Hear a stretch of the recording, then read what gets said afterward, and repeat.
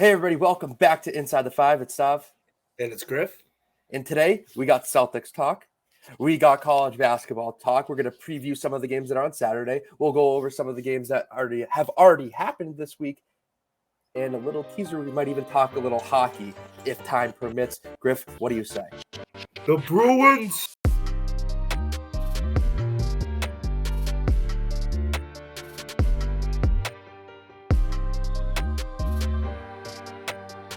All right, everybody, welcome back to Inside the Five. Let's get things started talking about our Boston Celtics. Unfortunately, not the number one team in the NBA anymore after the Milwaukee Bucks go on a huge win streak, but we're not here to talk about the Bucks. We're here to talk about our Boston Celtics. And Griff, we were wrong about the game against the Knicks by a lot. That was a pretty bad game. Yeah, and I'm gonna be completely honest right now. I took Celtics. I put my money on it.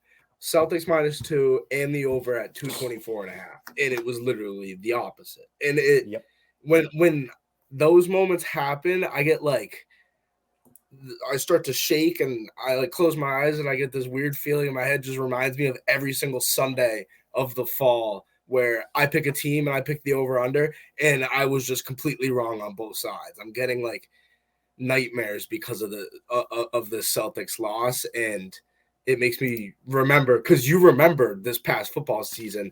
I mean, I feel like it got down to the point where when I was personally betting, I would take the team, I would take the over under in my head, and then I would just bet the opposite and it would hit. That was a scary moment for the Celtics, and I'm only saying that because I don't want it to become the same thing. And I've seen a lot of things with the Celtics where I'm just not in love with the way that they're playing after the All-Star break. Oh, I 100% agree. It kind of seems as if, we'll get to the Cavs game last night, which was a kind of a little bit of a sigh of relief. But Jason Tatum has struggled post All-Star break, in my opinion. Yes, The game against the Pacers and the game against the 76ers. The game against the Pacers, if you just look at the box score, it wasn't really that bad. He put up over 30 points, had a double-double. He did his thing. But against the 76ers, he's lucky he hit that game winner, or it would be his worst performance of the season. He had 18 points. And then against the Knicks, he followed it up again with 14 points. He went 6 of 18 shooting, 1 of 9 from 3. And that was a theme against the Knicks. They went 9 of 42 from beyond the arc. Yeah, and in that first quarter, they just kept missing. And it was like, all right, they're eventually going to start to fall. They're going to start to fall. Yeah. And they never did. They never fell. You go 9 of 42. I think that's their worst shooting night of the year, shooting 21% compared to the Knicks 12 of 31. So it's not like the Knicks weren't shooting three-pointers. It's just they were shooting more efficient shots. And it really did show. And this game really was over after the first quarter when the Knicks outscored the Celtics 27-15. Yeah, and just this game, going back to the three-pointers, it was like every single time we were coming down the court, nobody was moving the ball, and whoever brought the ball down, whether it was Jason Tatum, Derek White, Brogdon, or Smart in this game, who, he was just chalking up shots. It felt like he finished 2 for 7 from behind the three-point line. He had more points than Tatum with 19, but it was just a brick show, and especially in that first quarter, we only scored 15 points, she said. And, it's scary signs when you're missing out on Jaylen Brown in a game, right? You need Jason Tatum to come through and honestly score 30, maybe even 40 points. And once again, we'll talk about the Cavs game, which, by the way, Stav did attend. Stav was in attendance. He didn't mention that. But, no JB. You need JT. It's kind of simple. It's just mathematics at this point. But I feel like he never comes through, and it's a scary sign. And in my opinion, when JB or when it's just JB out there with no Jason Tatum, I feel like Jaylen Brown puts on a show and he does his thing and he carries this team. And Tatum does it in moments. But when you're battling for the number 1 seed after the All-Star break, I would consider the Celtics-Knicks game here. Not a must-win game, but this is a big game. This is a very, very large game. And it's to, keep your grasp of the 1 seed, and you go out and you drop 14 points. I know he had 9 assists, but he's Jason Tatum. He's somebody that's top 3 in MVP right now and should be dropping 30, 35 points a game. Yeah, 100%. You said it right, and I really like how you brought up the point about how when Jaylen Brown is out, Jason Tatum is supposed to be that guy to step up, and you and I both thought he would do that. I remember on Monday's show, we were talking about how Jason Tatum was supposed to put up 40 tonight, right? No Jaylen Brown. It's his show. Stars show up at Madison Square Garden. And Jason Tatum really did disappoint. I'm not going to lie. I bet on him to get over 44.5 points, rebounds, and assists. He didn't even come close. So betting aside, it's all whatever, right? Yeah. He didn't play well. Like, regardless of what the box score says, he didn't play well. And stars have to show up, and especially in the biggest spots, national TV, against your rivals, essentially, in the New York Knicks, who the Knicks are hot. They're on a 7-game win streak right now. Yeah.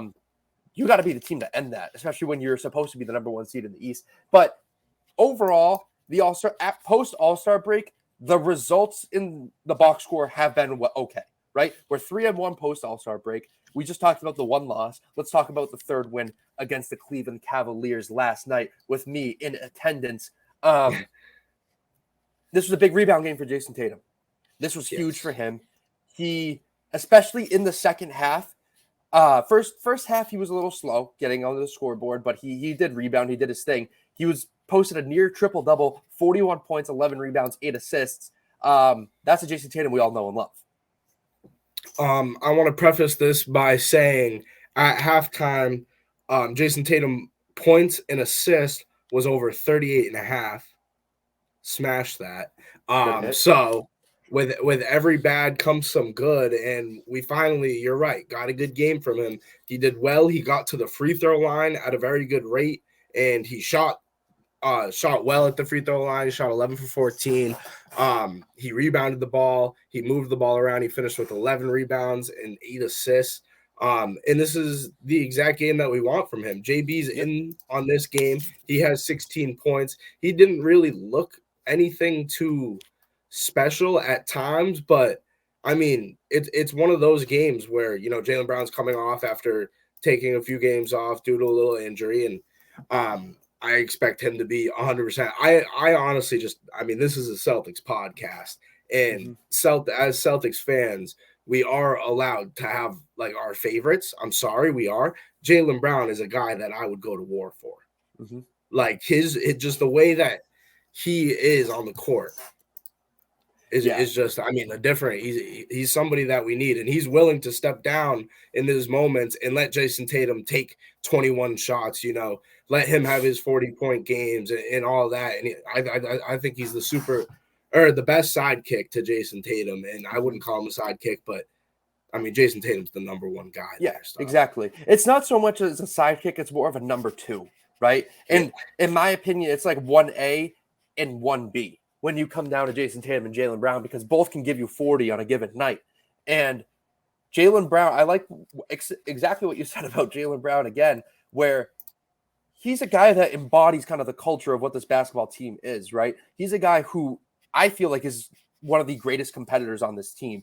He doesn't take any shit from anybody. He locks in when it comes down to games. He's not like laughing, high-fiving like the opponent. He's a guy who, like, when it's between the lines, when it's on the court, he doesn't give a fuck about your relationship off the court, essentially. And that's what it seems like to me, at least. I'm not on the court. I can't speak for that. But watching on TV, watching in person, you can see his competitive nature, and it's really a treat to watch. And they complement each other very well. He turned it on in the 4th quarter as well. The theme with the Celtics team is they turn it on when they need to. And guys like Al Horford last night with 23 points, 11 boards, he was shooting the ball very well. He went 6 of 8 from 3, which if you can get 6 threes out of Al Horford, that's a game that you should definitely win and take care of business. And Robert Williams did his thing too. He had a double-double. We had 3 double-doubles on this team last night, which is awesome to see. Robert Williams, Al Horford, and Jason Tatum. And what was funny? Grant Williams didn't get any minutes last night. I kind of realized that around the 3rd quarter. Joe Mazzulla did say that it was because of certain matchups, and I kind of agree with that when it comes down to like Jared Allen, who he wouldn't really have anybody to guard on the team just because of how big the Cavs run. We have Jared Allen. Okoro, I feel like is a big 3, So Grant Williams in this game, I guess, really didn't have a good matchup, but I was curious about that. But Joe Mazzulla ran a short lineup. He only ran 9 last night compared to a usual 10, 11 players that see minutes. But I kind of want to talk about a little bit of the Cavs. Donovan Mitchell is just such a treat. He's just awesome to watch. He's one of those guys who, when you're watching, you don't see everything as you would in person, right? Just the way he can contort his body in midair. He finishes at the rim. He doesn't try and draw contact. He just plays the game right. He's so athletic. He can knock down his shots. He's just a dog. Like, it was awesome to see that. Darius Garland is the same way, in my opinion. Those two guys, that front court or the back court, I'm sorry, they're just awesome to watch. I mean, Mitchell did shoot 32 shots, but he had to. He put up 44 points. He had his 5 assists, 4 rebounds, and he was just playing well. And it got to the point in the late third quarter and the fourth quarter, Donovan Mitchell, because where we were sitting, we were behind the Cavs bench, probably about 10, 11 rows. And after Jason Tatum kind of went on a little run in the third quarter and Cleveland called a timeout, Donovan Mitchell was screaming, "I got him." And he matched up with Jason Tatum, and I don't think Jason Tatum really did much after that. And Donovan Mitchell was just picking him up full court, and he was gassed. You could tell he was tired, but he just dug deep, and he competed. And it was just awesome to watch. Just some notes that I took from that game. And another note from this game, I forgot Ricky Rubio was on the Cavs. I forgot Ricky Rubio was in the NBA. But for real, it goes and it shows in the box score, Stav. It perfectly lined up with your timeline where Boston owns the third quarter here, 41-26. And then at that moment when you see Donovan Mitchell, it's time to take over. They go out, they win the fourth quarter. And, looking through Twitter last night, right after this loss, because me personally in the fourth, I was like, oh, this game's wrapped up. I went to go take a shower. I came back. The game was over. And my roommate was like, we only won by 4. And I was like, what? Like, I thought we were like killing them. So I went to go see it. It's just one of those where it's like, you lose against the Knicks. And of course, we just talked about that game. But you go out and you're supposed to have this big win where it should feel good. But even just giving that up and losing the fourth quarter 35-21, losing it by 14 whole points, it's just I just want a pure great win from this team who should be the best team in the NBA against a team like New York, against a team like Cleveland, or I guess not the Nets, but we're going to be playing the Nets soon. So I just want a good solid win at this point against a playoff team. I'm scared of having these moments where Cleveland goes on a run and, oh, wait, we only won by 4. Of course, we had control the whole game. And yes, we won the game. So I know I'm asking for a little bit here, but you get what I'm trying to say. I need a solid 7, 8, maybe double-digit point win. And we just haven't really seen that. And I'm just scared because, Tatum puts it together and he hasn't had it after All-Star break. And when Tatum has it, and JB has it, we win games by 30. And this goes to my point. Tomorrow, Saturday, both of these guys have at least 30 points, and they blow out the Brooklyn Nets at the TD Garden. Yeah. I'm glad we're home again because we did go on a little road stretch, right? Yeah. People could chalk up that Knicks game to be the last game of the road stretch post All-Star break, as a letdown spot. It shouldn't be, and I'm not saying that it is, but looking in hindsight, when we look at the season as a whole, that's what hopefully we will chalk that up to. And I expect the Celtics team to absolutely blow out the Nets. The Nets are on a really bad skid right now. They got smoked by the Knicks last night. They're on a 4-game losing streak. They got smoked by the Bulls. They lost 131-87. They lost to the Hawks on a buzzer beater by Trae Young. They got smoked by the Bucks by 14, and then they come out and lose by 24 to the Knicks, which was Wednesday night.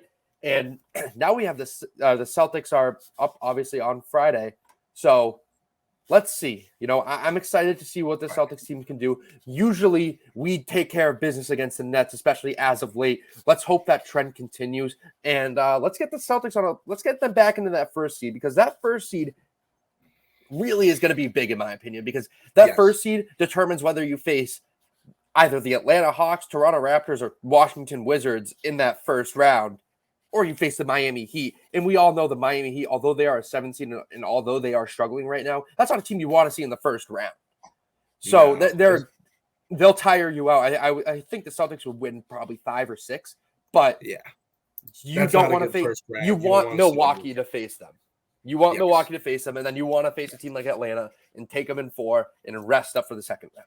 Yeah, who then exactly. You would either take on Cleveland or New York, and I would assume that would be Cleveland. Yeah, if the season ended today. Instead of, you can either have the route of playing the Heat, then the 76ers, and then whoever the 1 seed is, probably the Bucks, or you can have the exact route that you just said. And I mean, any person that has watched any NBA this year or understands how standings work as well would probably pick the side. We would all agree on the same side. But, I mean, the Celtics haven't lost to the Nets in like 2 years. Yeah. Like we swept them in the first round last year. I know that they got a couple of the season series, but we're going for the season of the season last year. They got a couple from us, but we're going for the season sweep right now. We're 3-0 against them. And just as you said, they're on a skid. They're favored by 10.5 points right now. And I mean, I love them. I think that this has to be the game. We've been doing this podcast. Stav, you've been here for a year. Yep. I've been doing this for like 3 years now.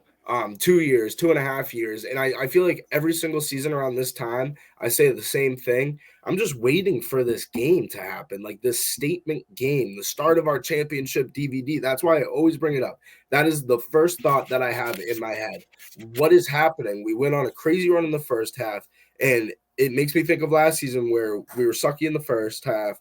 And then after All-Star break, or really after January, we turned up. Yep. But now we're post All-Star break, and I know what happens to a lot of these 1 seeds post All-Star break. I mean, that 9-day span, it could be detrimental. Peyton Pritchard's going to the Bahamas and listening to Bob Marley and dancing on Instagram Live, and Marcus Smart hasn't been healthy ever. And I mean, now he's in Twitter beef with Bam Adebayo. So I'm just like, gotta lock in. Got to get a big win, and this is a big spot right here. I don't even see this as an upset slate. I mean, I just see this as free money, and free money is Boston Celtics minus 10.5 on Friday night. I agree as well. They got to go on a win streak here. Like, looking at the road ahead, we'll get to these games next week on the next episode as well. But Brooklyn and New York are both in the Garden. Sunday, this Sunday upcoming, we can get revenge on the Knicks. If they smoke the Knicks, that would be very good. That'd be a great win for them, because the Knicks are playing great basketball. And then we go to Cleveland. If we can get 2 in a row against Cleveland, that's huge. Obviously, we'll go over these games again next week. But then you have Portland at home. That should be a win. And then you go on an easy stretch. You have Atlanta, Houston, Minnesota, Portland, Utah, Sacramento, Indiana, San Antonio, Washington. So the next 10 games are very winnable. And then you go to Milwaukee Thursday, March 30th. I mean, that's basically a month away, but that could be the Eastern Conference Final right there. And that could determine the 1 seed. If we can rattle off a huge win streak going into that game, that would be absolutely awesome. And then you close out the season with Utah, Philly, Toronto twice, and Atlanta. So I don't want to say that they're going to win every single one of these games. Obviously, they're going to lose a few in there, but we have how many games are left? What's their record right now? It's 45 and 18. 45 and 18. Yeah. So that's 63. They have 19 games left. I can easily see them. I can see them winning 15 out of these 19. And that would be huge. That gives them the 60 win mark. They're 60 and 22. And that might not even be good enough to be the 1 seed, which is absolutely nuts to say. But you hope. Yeah, exactly. And I mean, we're looking at the first seed right now in the Milwaukee Bucks, who's won 16 games in a row. And that was to get back to us, right? They're half a game up on us. They play the 76ers tonight. And I mean, they're not going to win they're not going to win out. They've already won 16 in a row. They're down to stop their pace, but I mean, it's Boston versus Milwaukee right now. That's really what this race is, in my opinion. Yeah, exactly. And whoever comes out of the East is going to win the NBA Finals, in my opinion. And let's talk about a sport where the postseason's right around the corner. Let's talk about college basketball. We got some great matchups that happened this past week, and we have some great matchups coming up this Saturday. Griff, what games did you like this week? What do we want to talk about?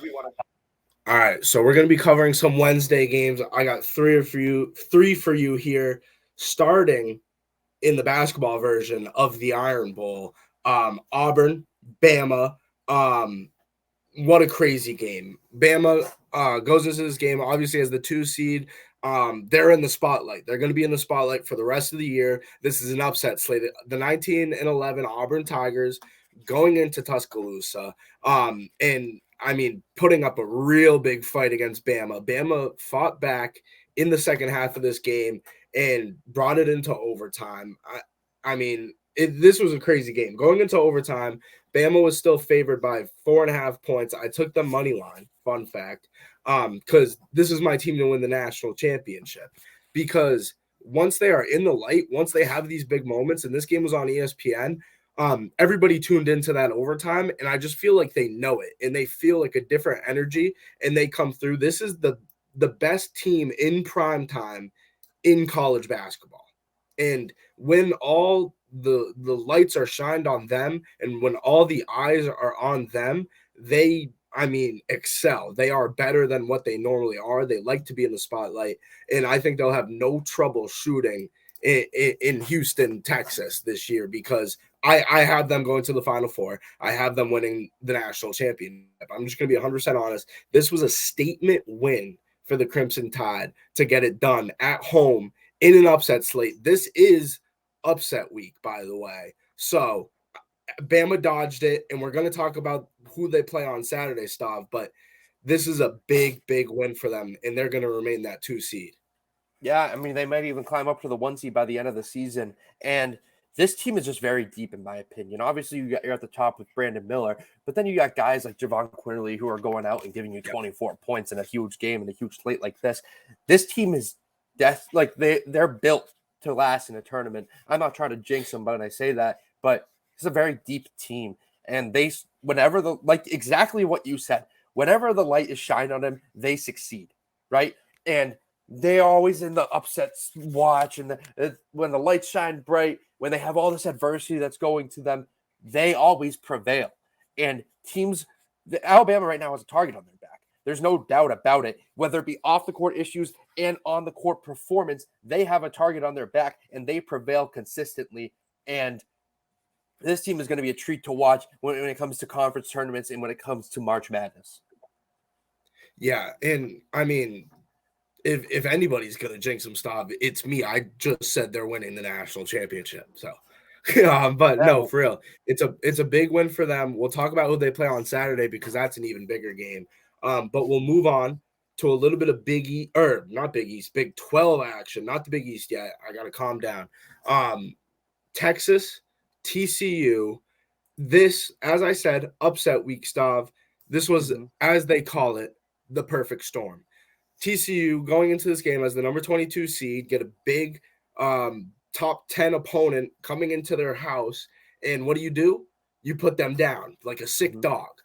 2-point victory. That's exactly what they needed. And it was even great. They got the stop, and they didn't have to worry about a game winner being hit on them. They got the stop, and they just threw that up. So, I mean, it was a great win. TCU, who's been a team that has been up and down. I feel like earlier in the season they were ranked in the low teens, maybe around 10, and they strung together a couple of losses. Now they're now double-digit losses. Just to get this win against Texas is going to be big for them for seeding. It's going to be even bigger for them for seeding for their conference tournament because, as we say, Stav, the Big 12 is probably the most competitive league or conference in college basketball right now. Yeah, there's no doubt about it.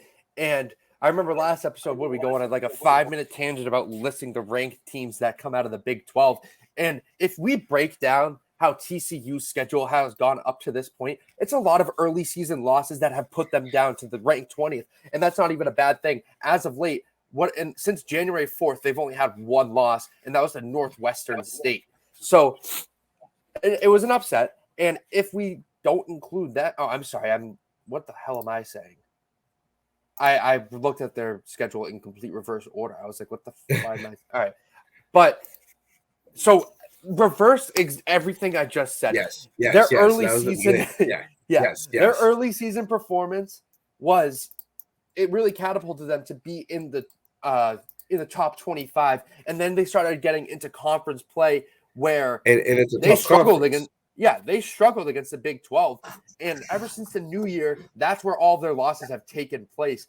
And they went on a bad 4-game losing streak in the beginning of February to Oklahoma State, Kansas State, Baylor, and Iowa State. Those are 4 games right there. There. That's a very tough stretch. And then they lost. Those are good basketball teams. Yeah. And then they lost again to Kansas, who is going to be a 1 seed from what our predictions are. So this win against Texas for them is absolutely huge. It gives them confidence. They have 1 game left against Oklahoma, obviously, this Saturday. That should be a win, and that should propel them to be probably a top 5. What do you think? You think they'll be a top 5, top 6 team, depending on conference play? Kansas won it. There's Texas. Yeah. There's Baylor. They'll be there. They'll be there. Kansas they might State, be the 4 or the 5. Iowa State. Okay. It'll be K-State. Oh, well, because they might be 5 or 6. They're either 5 or 6. Yeah, exactly. So they're going to be in the upper percent of March Madness. Hopefully, like that's how just our base projections. But this TCU team, it seems like they get opportune wins when it matters. They smoked Kansas earlier in the year when Kansas was ranked 2. But Texas beat them earlier in the year and they got their revenge. But it just sucks because they haven't really overperformed in the Big 12 as some of the other teams have, which is just disappointing for them. But this game, I feel like TCU kind of had this under wraps the entire way, and then Texas made a late surge. I think TCU was up like 15 late in the second, and then late surge. Texas came back because Texas is a good team. We know that. And they won the game, and they're in a decent spot to actually compete in the tournament.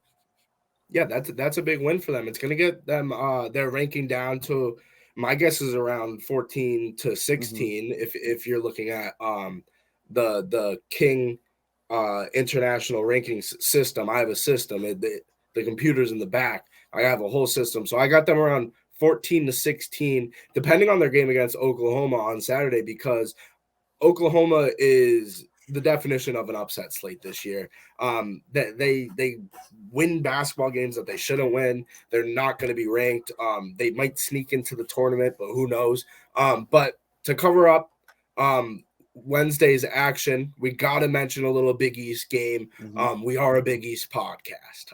Exactly. But for real, probably game of the week in Big East, I would say, between Xavier and Providence, the 19 versus the 20 seed, pretty much as close as it gets. And, obviously Marquette is the 1 seed here. So this is between the 2 and the 3, and UConn's around there as well. But, I mean, this was just an impressive game from both teams. And I don't really think that either team – or I don't think Providence, who lost the game 94-89, is going to be affected too greatly in the rankings. In my opinion, they should still be ranked after a loss like this, because only losing to a team by 5, and although it was at home, every single one of your starters still puts up at least 14 points. That's very impressive, and they can score with the best of them. It was just that day Xavier was shooting lights out, and they shot 10 for 20 from the 3-point line, and Providence matched them for 3. It just came down to the point where, I mean, Xavier was just getting the job done down low. They shot very impressive from the field, 55% compared to 40%. Just at the end of the day, not as deep as Providence is. They got a big win. Once again, this is an upset week. I would call this an upset because Providence at home, obviously. You expect them to get the job done. They don't. This is greatly going to affect the Big East record because now Xavier is at 14-5 in the conference, and Providence falls to 13-6. That's a whole game, and that could, with the season ending on Saturday, Stav, that pretty much just wrapped up that Marquette's going to be the 1 seed. Xavier should be locked into the 2, and then it's up to Providence and UConn for the 3 and the 4. Yeah, exactly. And the Big East, it's one of the most competitive conferences in the country. We're going to see a lot of these teams who are going to end up in the top 25, like you just said. And it's impressive to me that this is Providence's first home loss of the year. I'm impressed by them. Like you said, this was a very competitive game. Providence battled back in the second half after trailing by 9 at the end of the first. Xavier, I feel like they've kind of gone under the radar up to this point in the Big East. You know, we always talk about Marquette, UConn, and Providence. And then Xavier sneaking in, they're probably going to be a top 14, top 15 seed at the end of this week. They've been just consistent the whole season. They've just been sneaking around in that 20 to 23 range in the rankings and just winning games. And I actually mixed it up because Creighton, who's unranked, is also ahead of UConn in the conference standings. So UConn could end up being the 14th seed in the Big East, or 14th seed in America right now, which is what they currently are, but being the 5th seeded team in the Big East tournament. Yeah, and we can't even sleep on teams like Villanova. We'll get to them in the preview of this upcoming weekend. But the Big East is deep, man. I mean, Villanova, they're not even out of it. I don't think they're not ranked right now. They're the 6th seed in the Big East, but they are a very good I mean, not very good. They're around 500, but they could sneak in backdoor to the tournament if they have a good tournament. Exactly. If they have a good Big East tournament, and it's exactly so. With one game left, the cutoff really is at 5 and 6. So UConn's at 12 and 7 in the conference. Villanova's at 10 and 9, and there's only one game left. So Villanova pretty much has with Seton Hall being 9 and 10. If Villanova wins, they lock up the 6th seed. UConn has the chance to sneak up to the 4, but I would guess that they stay at the 5, Creighton at the 4, Providence at the 3. So that means Villanova would be playing, I believe, UConn, either UConn or Seton Hall in the first round. So, I mean, it's going to be a tough tournament. This is a good tournament to look at. Shout out to the boys. We will be there. Oh, yeah, we're going to be there, and we're going to be live in action in the Big East tournament for the semifinal and final game at Madison Square Garden. I cannot be more excited for that game. Those games, rather. We get to see both semifinals game on that Friday night, March 10th, and then we'll see the championship game on Saturday, March 11th, and we will have a full recap of those games available for you that Monday. Because the way that I see it, Stav, is we're either going to see 4 ranked teams in Marquette, Xavier, Providence, and UConn, or we're going to see a team that just absolutely ran through the Big East tournament and is going to cement their spot in March Madness. So we're either going to see a great run from a team, but worst case scenario, and this is still, I mean, a great situation to be in, we're watching 4 ranked teams in 3 games in 2 days. So, I mean, 4-3-2, and we will see it. I actually stopped real quick before we get into Saturday's action. Let me throw out a quick final prediction of who's going to play in that Big East tournament final. I have Marquette playing UConn. Okay. You know how I said Villanova is one of the best teams in the conference? You have them running? You have them making I have them making them. I have them making a run, right? And I don't know. I just feel like Villanova is one of the only blue bloods in the Big East, and they're destined to make a run. They kind of remind me. I don't want to say they remind me of last year's UNC team, but a team that underperformed up to this point, sitting around 500, they could make a run in the Big East tournament. I'm not saying they'll be in the final, but expect that out of them, in my opinion. I think we'll see them in the semifinal. But let's hear it. Your true prediction. Excuse me, geez. All right, this is tough. I like Marquette. I think Marquette's going to make the run. You said UConn, right? Yes. I got Providence.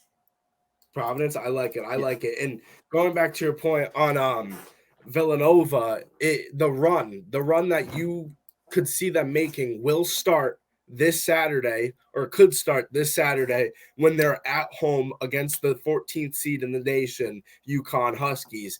That has to be the start. You end the regular season on a very, very high note. That means that you're finishing 17-14 on the year, 11-9 on the conference, compared to if you lose this game, you're now 10-10 in the conference, which, I mean, it is very much so better to be positive than to be sitting at 500. And this is a real big upset slate for UConn, who we remember at one point in the season was the best team in the nation, right? And they slipped all the way down. They were unranked for a week or two. They came back up. They surged. And like we said, they're going to find their spot at like 5th in the Big East tournament, but they're the second best team in terms of national rankings in the Big East, only behind 6th-seeded Marquette. UConn's at 14 right now. They've kind of made their way back. If Villanova gets that win, I mean, that's a must-win game for Villanova going into the tournament. Even though it's not really going to affect seeding that much, it's kind of just a confidence boost, kind of just, something that is like, wait, we can beat the big dogs in this conference. And even with the new coach, and even though we struggled at the beginning of the year, look what we've done in the Big East in conference play. And you're right, Stav. They picked it up towards the end of the season, and they've strung a few wins. And I'm not going to lie, when it comes to college coaches, they have a first-year guy. I don't know his name. Maybe by the end of this will be the factor if Villanova had a successful season, is if I know the name of Villanova's basketball coach by the end of the season. Yeah, that's a good standard to put him at. And to be honest, I couldn't be more excited to see what some of these middle of the Big East Conference teams do. Like you said, UConn, although they're ranked 14, they're the 5th seed in the Big East. So we will see them get thrown into the gauntlet, essentially, when it comes to that tournament. And they're a dangerous team. They could get hot. They're 1 seed in one point of the year for a reason. And they have the resume, but let's see how it actually shakes out against some of these teams, like the scrappy teams like Villanova, or even against like some of the best teams like Marquette. Definitely. And I just have a few more games because I want to talk Bruins within the next minute. Bama, Texas A&M, the two going to the number 24 seed. This is a big upset slate for Bama. Once again, all eyes on Alabama. My prediction is Bama's probably going to be favored by 2 or 3 games. Love it. Take it. Put the house on it. Put the mortgage on it. But if it doesn't hit, not my fault. You put the money on it. Bet responsibly. And then my last big game of Saturday, Big 12. We love our Big 12. Number 3, Kansas at number 9, Texas. Obviously, we talked about how Texas lost earlier this week. I have Texas losing another game this week, falling maybe to 17, 18 in the rankings. I have Kansas winning this game and cementing their spot. Obviously, they've already won the Big 12, but cementing that 3 seed after the regular season. So those are my big games of this Saturday, the end of the college basketball regular season. It's flown by. I mean, I feel like the college basketball season, the spotlight's on it post Super Bowl. Yeah, I think definitely. More so than the NBA in some ways. Definitely. And I'm just gonna rattle off my predictions. I got Bama as well. I don't see a world where I can bet against them essentially until they prove me wrong. And definitely, this is tickets right now I'm looking are selling for high. It's pretty pricey, $170 to get into the stadium and in Texas A&M at College Station. They're excited for this, and don't think Texas A&M is just going to step down and let Alabama walk all over them. They want to win this game pretty bad as well. So that'll be fun. Another game that we mentioned as well was you said it was Kansas and Texas. How can I bet against my Kansas Jayhawks? I love Kansas in here. I like them with the points. I think Texas is going to lose. I'm pretty much tailing your picks here. I don't see a reason why I would have to pick against them. So I'm the specialist. Exactly. So I love this slate. This weekend is going to be awesome. We're going to see the final rankings heading into conference play, and I couldn't be more excited to see how everything shakes up. Where in March we don't sleep in March. Yeah. By the way, welcome to March, big month, because you know how it goes.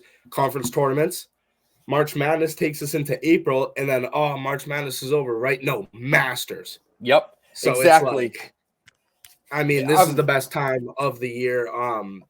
Seasonal depression is gone. Before we kick off Bruins talk, I just want to say, I said Bama is my pick to win the national championship. If it's not Bama, it's Kansas. Stav, take us to the world of ice. And welcome to the world of ice for the first time in Inside the Five in however long. But we're here to talk about our Boston Bruins. Obviously, we're a Boston sports podcast for the most part. And how can we not talk about the Boston Bruins right now? They're on pace to win the President's Trophy. They're on pace to have the most points in NHL history. And let's talk about some of the most recent games before we get into today's big news. Today was a great day if you're a Boston Bruins fan. And let's start off early in the week. All right. And the Boston Bruins had a huge matchup against the Edmonton Oilers, which or should I start in against? No, the Canucks game really didn't matter too much. I mean, Linus Ullmark scored a goal, which was pretty cool. The first goal by a goalie since 2018. That goal was sick. Yeah, that was pretty dope. Yeah, that's the only talking point I had about that. But let's talk about the game in Edmonton. The Bruins were on a huge road stretch, right? They went to Seattle. They went to Vancouver. They went to Edmonton. They finished the second night of a back-to-back in Calgary. This game against Edmonton, this was a letdown spot. You know, the Bruins are on a pretty big win streak right now. Their record right now is ridiculous. Like me looking at it right now, it's hard for me to even say this. They're 46-8-5. Which is absolutely nuts. And then you face the top offense in the league with the Edmonton Oilers. And Connor McDavid showed up and he did his thing. You know, Connor McDavid's the best scorer in the NHL. He might go down as one of the best scorers of all time. He will go down as one of the best scorers of all time. There's no doubt about it. And he scored goals 49 and 50 in this game. But guys in the lower end of the lineup, you know, guys in the fourth line stepped up. You know, Thomas Nosek put in his fourth goal of the season. And then Nick Foligno also scored a goal, and Pavel Zacha. Those were your three scores. And if you told me that those were the three scores going into the game against the Oilers, I would have assumed we lost about 6-3. But the defense played well. Swayman was in net for this game, and he played well. This was probably his best game of the season, and this was a great win for the Bruins because the Oilers, they're due to score 6 goals every night. We all know that. And then let's move to the second night of the back-to-back. And this might be a hot take, but this is the most impressive win that the Boston Bruins have had this season. So they beat Calgary 4-3. Calgary is a team that really slows it down on you, right? They're sitting around 27-21. They slow it down. They play grimy hockey. And they were just peppering Linus Ullmark with shots, and he withstood them. All right. And the Bruins went up 2-0 in the first period based off of Dmitry Orlov, recent acquisition that they got from the Washington Capitals. Yeah, and he fits right in. Yeah, he fit in perfectly. He scored 2 goals in the first period, and he assisted on the third goal to tie it in the third period.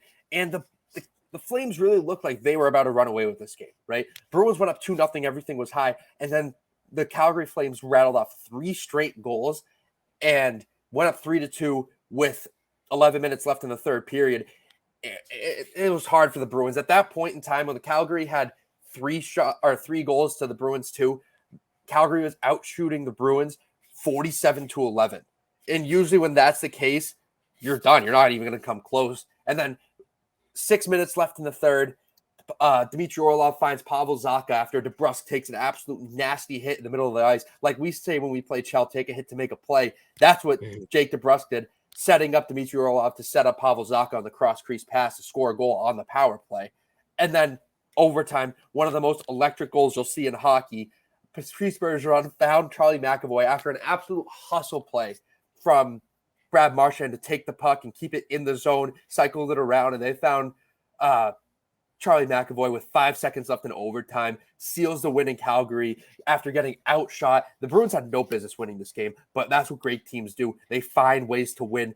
And Linus Ullmark saving 54 shots of the 57 that he faced, which is absolutely unreal. He's the reason why the Bruins, or he's one of the main reasons why the Bruins are where they are today. And you can't be more happy about what Linus Ullmark has been doing during this run. I mean, I've been listening to the radio. I've been paying attention, and I mean, if it's not McDavid to be the most valuable player in this league, I mean, you could make a case for Omar. You can make a case for 100%. Omar. Looking at past years, how goalies have been treated in the MVP race. I mean, they've gotten their shine. I forget who it was last year, but he finished third last year in MVP voting. And if you look at his numbers compared to Omar, it's, I mean, not even close. Omar has been, I mean, this is one of the best like full season performances we've seen. I mean, I guess not even by a goalie, but by a team. It's been a crazy run. As my good friends would say, the boys are buzzing. Yeah, the boys are buzzing, and vibes are on an absolute high right now. You know, this morning when we woke I just up, turn on the Bruins so I can watch my favorite team win every night. yeah, That's what I do. And this morning, as Bruins fans, was an absolute dream morning. So, for those who don't know, Tyler Bertuzzi just got traded to the Bruins. He's a guy who's probably going to fill in for Taylor Hall right now, right? Taylor Hall is going on the injured reserve until they're probably going to pull this rule. You know, it confuses me, to be honest. But cap or whatever. Yeah. So Taylor Hall is going to go on the injured list until the playoffs, and then they'll activate him, but it won't be a salary cap. Like, they don't have to pay him, essentially, and he doesn't take up a roster spot. This is what Tampa Bay did with Kucherov in one of their cup runs. So it's just an interesting. I like how hockey does that. It's such an unexplainable rule, in my opinion, especially because I mean, I'm not the biggest puckhead. It's just like a blatant work around the cap. Yeah, it's like what people do when they account or they're trying to like avoid taxes and accounting. But the Bruins trade for Tyler Bertuzzi today, a perfect fill-in spot for Taylor Hall while Taylor Hall is battling his injury. It doesn't seem too serious for Taylor Hall based off of reports, but it's great to have a guy like Bertuzzi to step in and fill in that goal scoring in that third, fourth line. And it's crazy to say that Bertuzzi did be on the third or fourth line, but that's how deep this team is. And the news that we've all been waiting to hear since around the Winter Classic when the rumors really started flowing, David Pastrnak signed his extension. He's going to be a Bruin for life. 8 years, $90 million, just about. Just an absolute blessing to see that this franchise is really keeping that their stars, their homegrown talent. The Bruins are doing what the Red Sox should be doing, and that's acquiring talent at the deadline and keeping their homegrown stars. The Bruins are very serious about making a run, and we have tonight, Thursday night, the Bruins face Buffalo at home. It's a tough game. Buffalo's a decent team, but I think the Bruins get it done. And then this Saturday, this might be one of the best matchups on paper of all time when you have the Boston Bruins at home against the New York Rangers. And these are a lot of people's Eastern Conference Finals. This is the preview of that, in my opinion. If to put it in basketball terms, for those who don't watch hockey, this is like Celtics Bucks. This is like Chiefs Bills, Chiefs Bengals when you talk about it. And both of these teams are deep. And I just absolutely love. I mean, the Bruins are at home. This is a huge matinee game. You know, Saturday 1:00. Ticket prices are through the roof, and then you got a little bit of time off. You then turn around 5 days later, and then you have Edmonton at home. You know, the Stars are coming to play in the TD Garden over this the next 3 games.